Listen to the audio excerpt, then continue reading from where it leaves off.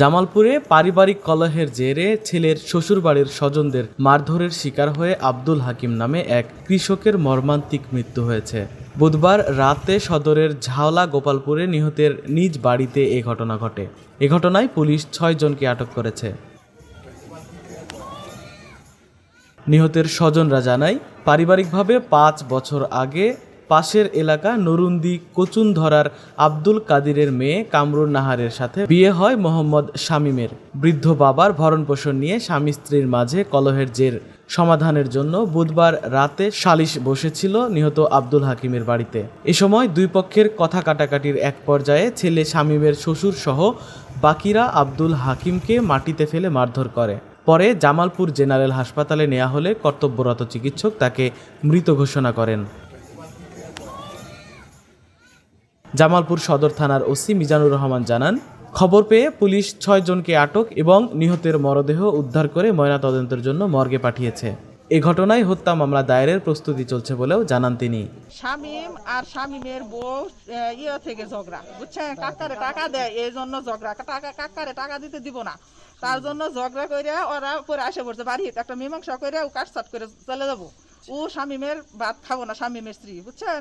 তারপরে আপনার বাড়িতে আসছে, আসার পরে কাকিরে বকাবকি করতেছে, কাকারে বকাবাজি করলে পরে গেছে তোর বাপের বাড়ি খবর দে, তোর বাপের বাড়ি কি করবো না করবো এটা কাটসাট করে নিবি গে।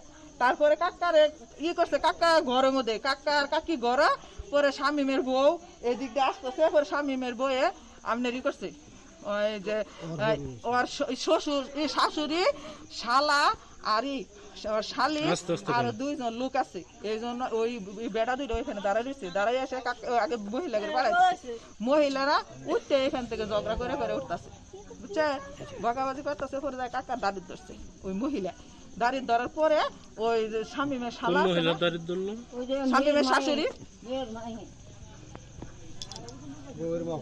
হ্যাঁ, পরে কাকারে মার শুরু করছে, কাকি ফিরাইতেছে, আমি ফিরাইতেছি, কিন্তু ওরা হয়েছে 5-6 জন, আমরা ফিরাই পাই কেমনি, আমি একাই, পরে বাড়ির সবাই পড়েছে না মুখ করতেছে আর আনে কাকারে বাড়ি মারতাছে বারবার, মারুন না দেন, আনে কাকার নিউজ হাটের সমস্যা, মারুন না দেন, ওই কথা কইছে আমারে দাহা মারে ফেলাই, এবার দাহা মারে হুদ্দা মার, ওরে হুদ্দা মার ভুলা গেছে ওই বাড়ি গো,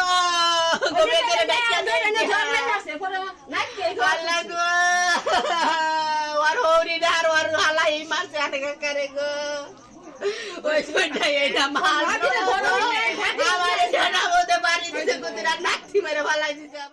আমার চাচাতো ভাইয়ের একটা ছিল, দরবার ছিল বাড়িতে, তার বউনিয়া, এই উপলক্ষে ওর শ্বশুর বাড়িতে লোক আসছিল, আসার পরে আমার চাচার উপরে অতর্কিত ভাবে হামলা করছে শ্বশুর বাড়ির লোকেরা। এবং কি আমি যখন বাজারে দোকানে ছিলাম, আমাকে ফোন দিচ্ছে তুমি তাড়াতাড়ি আসো, তো আমি ওই বলছি যে আমি বাজারে ছিলাম। এতে পরে ওরা বাজারে আসছে, পরে আসার পরে আমি পরে হাসপাতালে নিয়ে আসছি, নিয়ে আসার পরে দেখি যে ডাক্তার দেখাইলাম, ডাক্তার বলে যে উনি তো মারা গেছে। মারা যাওয়ার পরে আমাদের পরে অনেক একটা আবেগ ঘন একটা জিনিস, তাই আমরা চাচার যারা খুনি তাদের সর্বোচ্চ বিচার চাই, যেমন তাদের মৃত্যুদণ্ড হয় সকলেরই।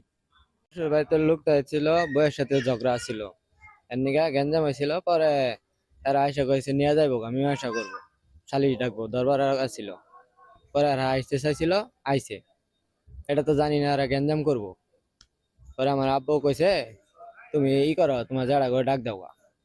পরে আমি ডাকতে গেছি, ইন্দা দিয়ে আমার আব্বুরে মাইরা হতে দিয়েছি।